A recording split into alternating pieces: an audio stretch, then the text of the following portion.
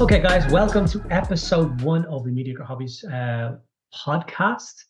Of course, it is me, Mr. Mediocre Hobbies, or Andy, as I'm more commonly known. And I'm here with the lovely, the beautiful, the talented Mr. Tom Landy. Hello, Mr. Tom. Afternoon. How are you getting on, sir? Not bad, not bad. Excited to get going. Yeah, it'll be a lot of fun. I suppose the beginnings of it should be where did this come from all of a sudden? So me personally, I hadn't planned on jumping on the podcast bandwagon. I'm obviously juggling a lot of plates at the moment with videos and Twitch and all those other bits and pieces that I have to do. So Mr. Tom Landy came a knocking with a plan, a dream, and asked if we would like to do a podcast together. I would only be the voice. So Mr. Thomas Landy will steal me for half an hour, 40 minutes every week. We will produce a podcast. And then 99.9% of the work will be done by Mr. Tom Landy. I think that's like, you look at anyone in any kind of spotlight, like you look at Brad Pitt, like he doesn't do any work for any of his movies, but yet he's still the star. So, that's our relationship here, Brad. I mean, Andy, sorry. I want to start off with my calling me Brad Pitt. We're off to a good start, guys. This podcast is going to stick around for a very long time. Nobody watches it, just so I can sign on for half an hour every week and have someone call me Brad Pitt or Matt Damon or whatever. I'm good with it. Let's do this. I've got a list. I've got the Ocean's 11 cast here, so we're just going to go through them in order. It works for me. Young George Clooney, yeah, it works. Yeah. Absolutely. I mean, George Clooney, any age is pretty good, right? Yeah. I think he was one of those guys that he stayed like an attractive man for so long, and then he just like woke up one morning and was old. Those guys that do that, it's a weird thing. I think you're talking to one of them. One of them is talking to you as well. Oh, you got a COVID haircut, did you? No, genetics decided I shouldn't have hair anymore. I blame COVID a little bit, but it wasn't really COVID's fault. It's an unusual symptom you got there. Yeah. Long COVID. Lose all my long hair. Well, okay. How about I bring us back on track then? And I think, as you said, episode 1. I think for me, this is for context for the universe. This is the week that we got Escher cut her jet bikes for Necromunda announced. We got the general for the Leagues of Votann showed off, and I think the thing I really want to know is let's talk hobby. Let's talk what excited you about the hobby when you got into it, and like what was your first foray, I suppose, into any kind of hobby, be it Games Workshop or otherwise. Games Workshop would have been my first foray into like the hobby as it goes, miniature toys and soldiers and all that kind of jazz. But having said that, I grew up with little army men and soldiers and tanks and corpse toys. Remember they were called corpse toys? Mm-hmm. I can't remember what they became after that. The ones with like the little like rubber band, these all their legs on that snapped all the time, and yep, their leg, yeah, those guys. So I always liked those kind of intricate soldier men type thing, doing missions and watching movies and then getting inspired to go upstairs and play and stuff like that. And of course, I got all of my communion money and I was in Blanchardstown, which for anyone who's not in from dangerous. Dublin, yeah, it's a shopping center. And when I walked through, there was a Games Workshop store. I'd never seen a Games Workshop store before. And this was during the time of like the Lord of the Rings era was super big. So their entire window display was a huge Isengard display. So they had a huge Isengard tower, all the Ents attacking. They did like a cutaway at the bottom so you could see all the mines where they were making all the Urukat. And I literally stood there dribbling and drooling in the window. My mom and sister and stuff were trying to walk on. My dad was trying to walk on. I think he saw the look in my face. I was like, okay, you guys walk on. We're clearly going in here for a little while. He needs to see what this is all about. And then, walked in, had a conversation with a gentleman in a red shirt at the time. And I ended up walking away with the Lord of the Rings starter set and the 3rd edition 40k starter set. So the Dark Elder and Black Templars. And I haven't really stopped since. That was my first foray. I've never really had a break. I've never stopped. I was totally engrossed and that was it. That was me done. Yeah, Lord of the Rings grabbed me more than anything else for the beginnings. I just kept buying more and more Lord of the Rings as it was the hottest thing in the world at that time. See, I'm of a generation where I think Lord of the Rings is still quite new for Games Workshop. I was slightly earlier than you. So a friend of mine was I think it was when it was in Argos, but like a friend of mine got the Lizardmen Bretonnian box, Warhammer Fantasy, for his birthday. He came over and we didn't play very much of a game because it was really complicated and we didn't know what we were doing. And then that week I went to the store in Dublin, which was your old haunting ground. Yes. And I bought a box of monopose high elf archers and spearmen.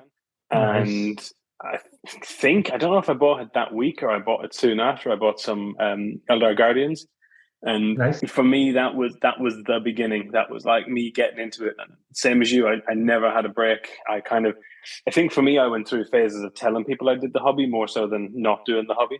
Yeah, more open and honest as I got older.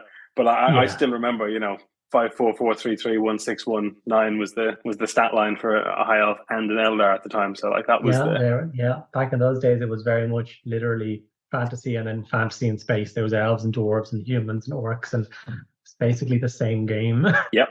Blanchardstown for me was, because I'm from the sticks, I'm from the country. So for me, we didn't go into the city when we went to Dublin. We went to Blanchardstown because it was on the motorway around it. On the motorway, Yeah, that was her. And it was the only place I would ever go when we were going up there. I'd go to GW and annoy them, and then I would go home with 3 or 4 boxes. Always.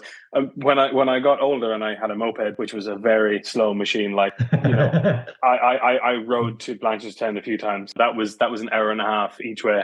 So I shouldn't have, but it worked and it was great. A long time to be hearing up the motorway. Yeah.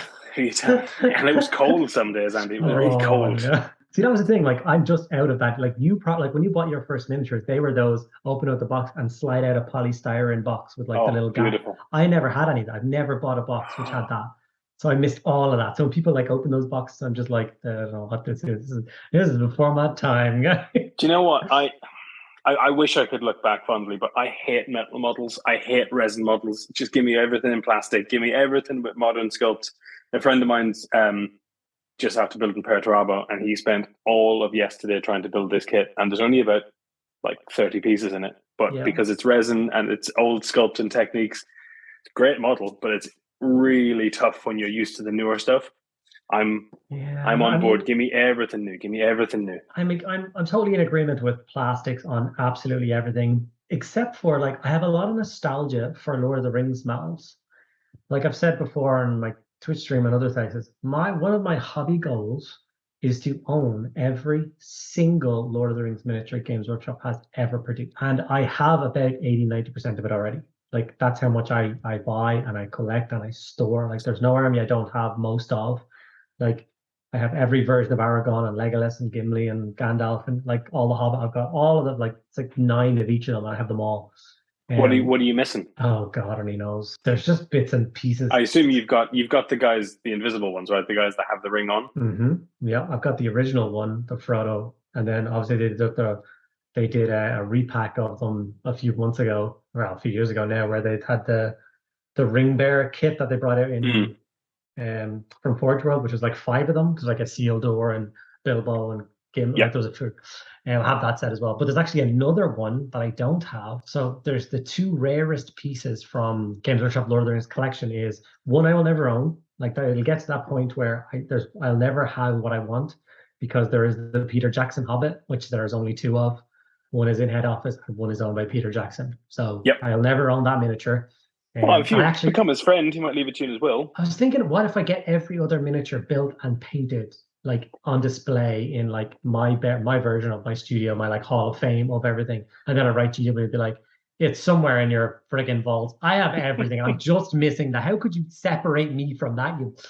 And then there's another one which is an invisible Frodo, which they brought out, which is just a pewter base that's all textured with his footprints in it. There's no model on it. And that's all it is. And they brought it out as a super limited rare run, and I've never seen one in the wild. It's just a metal base, but it probably goes for like £200-300 on eBay or something. That's really interesting. That's the thing that you pick as your peak hobby is all of Lord of the Rings. That's quite cool. Yeah, the whole thing.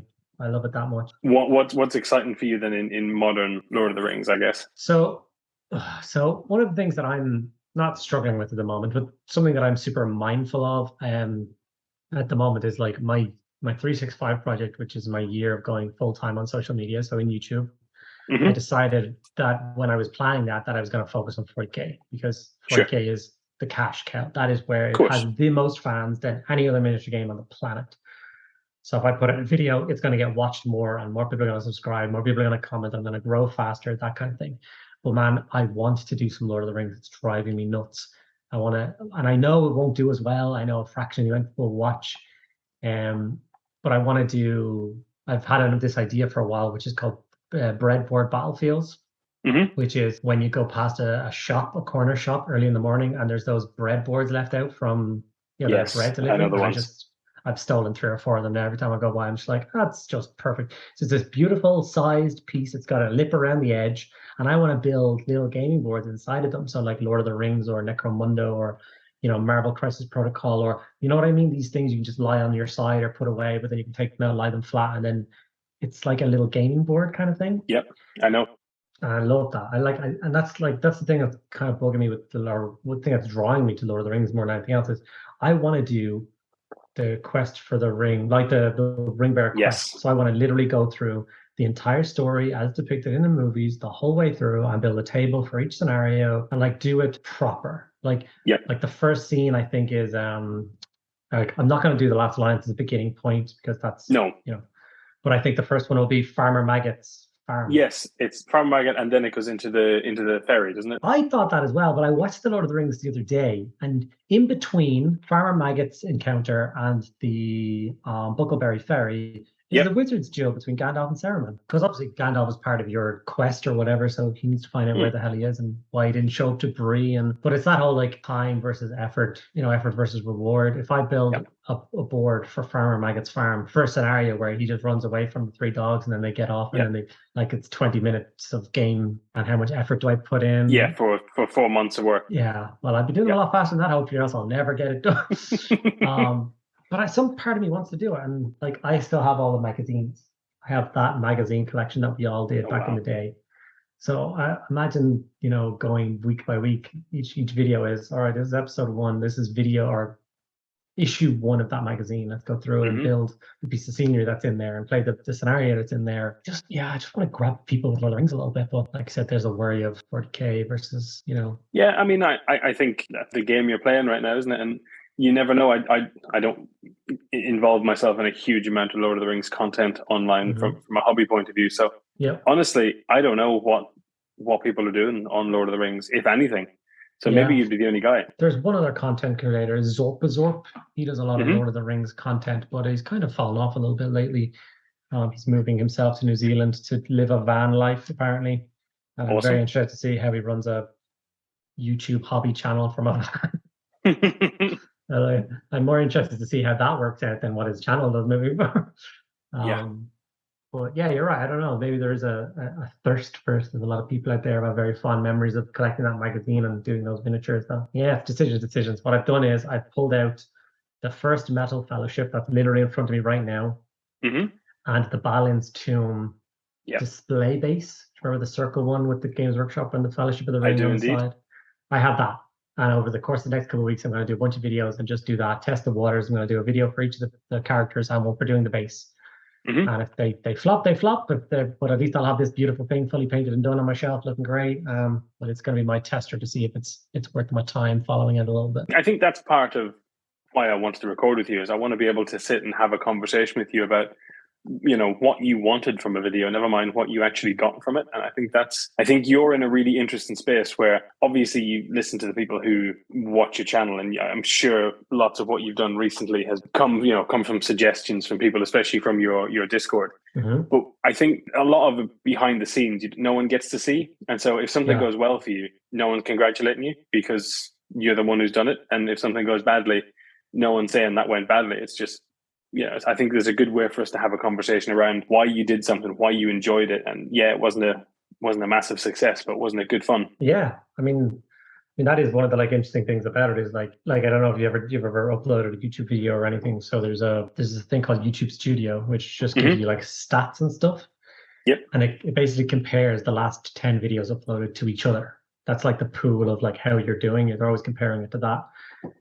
And it's like if you release anything that isn't Games Workshop, it's 10 of 10. It's always at the bottom. Nobody cares. Nobody. It's so insane because like you got these really cool companies sending you out things like the Skyrim guys sent me out a bunch of models and I did and stuff like that, and Marvel Crisis Protocol people, and it's just like you make a video for them and then nobody seems to watch it, and sometimes it's a little bit disheartening, especially if a company sends it out to you. You want to do something good for them, you want to promote their thing or show a lot of people their thing or whatever. Yeah, absolutely. And I mean, you've got. I'm looking at the numbers right now. So you've got 160 videos right now on the channel. Yeah. 40K by far is the best. Oh yeah, by a million billion miles. It's all post a 40K video, and that's what you get. I suppose my obvious question, it's not obvious, I'm just weird. Which one is your favorite one, and why is it not done as well as you expect? Like which video have you done that is 40K focused that you think was class and it has just not bombed, but like, you know, not been where you thought it would have been for how cool it was for you? Well, one of the things that it's struggling with now, Mike, is the battle reports. So So like I release a battle report now. Well, I don't really like Chin is the U into the battle reports. Yeah. He comes here, we record a battle report and stuff, and he does all of the technical stuff like editing and putting it together. It's like I do all of the prep, I build all the scenery, paint all the scenery, do all the armies, paint all the armies. So I do all the hobby side of it, and then he does all the technical side of it. But it's like today I did the Parasite of Morte. Cool. I built it, I painted it, it's a video, it's fully edited, it's ready to rock and roll. And I know that video will do better than the battle report. The battle report now is currently 10 of 10. It's actually doing worse than the Elder Scrolls, and it's by far the video that takes the most amount of time to produce.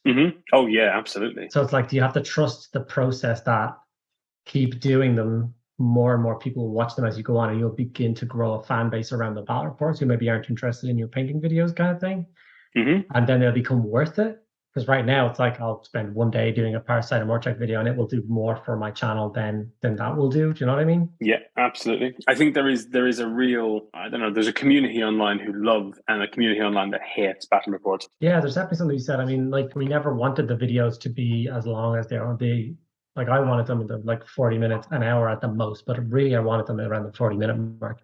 I wanted someone to have an hour lunch from work, have 20 minutes to go and get their lunch, come back, sit down, hit play, and you know what I mean, finish up and get to go back. That's what I wanted. But because of the way we record them, which is we are speaking directly into the microphones as we play. It's not like we're doing a voiceover afterwards. So it's really hard to cut out certain parts of it. And like our battle reports are supposed to be a lot more casual than other battle reports. Because I feel like even more so than miniature painting, I think battle report channels are saturated. There's so many of them.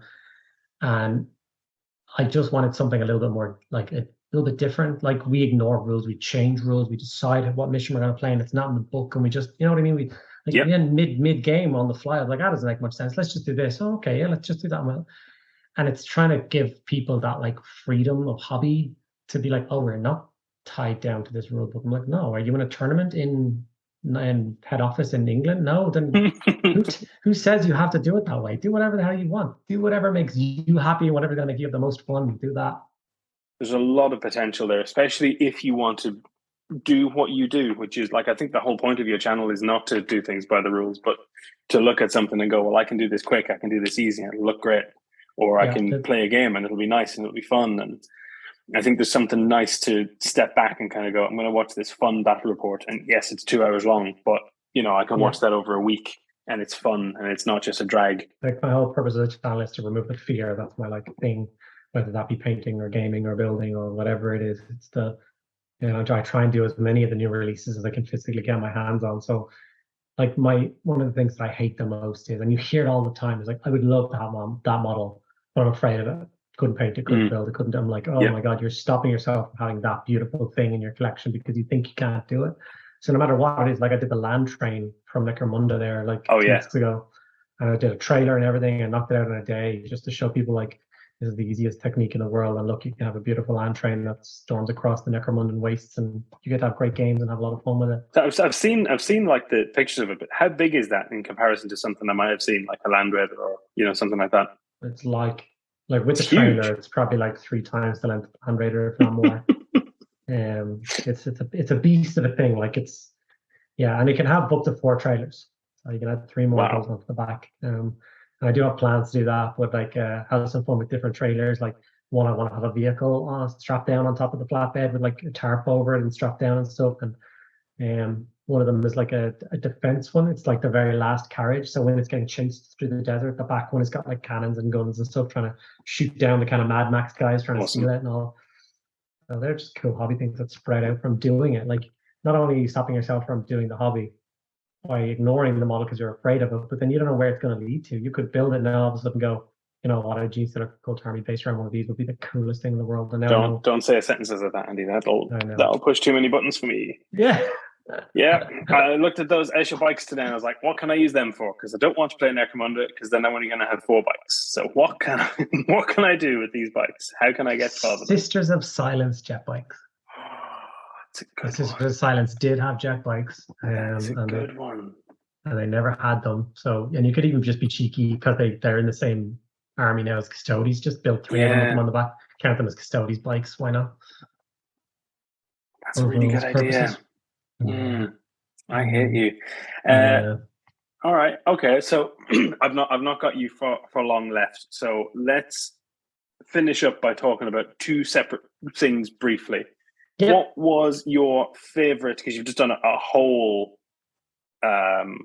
massive playlist on all the Heresy Legions. So which one is your favorite? Which one is your favorite Legion to paint? Not necessarily your favorite Legion, but like which one did you enjoy painting the most? And second question, what is your favorite Games Workshop model that you have ever owned? Okay, so favorite Legion to paint out of that entire playlist was the Sons of Horus. So if anyone's seen my Instagram post that it was posted today, it was my Sons of Horus project, and those are all from videos. I didn't intend to do a Sons of Horus Force. I didn't intend, but I just enjoyed, like genuinely enjoyed the process that I painted up so much of it now, and I absolutely love it. It's a joy to do that scheme. So much so that I'm doing that exact same scheme on a Dark Eldar army. Oh wow! Because somebody commented on the first video that I did, and he was like, "Man, that would work so well for Dark Eldar," and I literally just commented underneath that, it's stolen. And I've already done a Venom and 5 guys of it, and 3 bikes, and it works beautifully as well. And Imperial Fists are my favorite Legion, but to paint Sons of Horus all day, every day. But I like to think of them as the loyalist ones, like Loken's ones that didn't turn traitor, escaped Istvan, maybe that kind of, because I don't like being the bad guys. Yeah. So them for sure, and I'm the most proud of those. Like that, the picture I put on Instagram today, I'm particularly proud of that. Like little group of miniatures. I think they all turned out pretty good. And my favorite Warhammer miniature I've ever owned. Yes, please. That is a tough one. So, oh my. So I own the Marienburg Landship from Forge World. Oh wow. Yeah, that's a particularly rare piece. It goes for about £1,000 secondhand on eBay these days if you can get your hands on one, which you can't. And I'm a huge fantasy fan, huge Empire fan. So, and I got one of them after the fact. So I luckily got my hand on that. Are you specifically hanging on to it so you can be like, oh, I had one of those in resin when they bring them out in plastic for the old world? Oh yeah, probably. I've got it. I intend to do a video on it at some stage, just for the crack. Like I own the rarest Warhammer miniature ever. You gotta have a really cool thumbnail. Yep. But yeah, if they bring them out in plastic, I won't be upset. I'll just be happy. Although having said that, like I just finished up I did like 6,000 points of resin Krieg, and then they brought out plastic Krieg, and it's the first time I felt that like, now everyone's gonna have bloody Krieg. I'm not special anymore. I think that's the thing I would say that the Marienburg Landship. It's like it'll be the hardest thing to replace from the room, I think.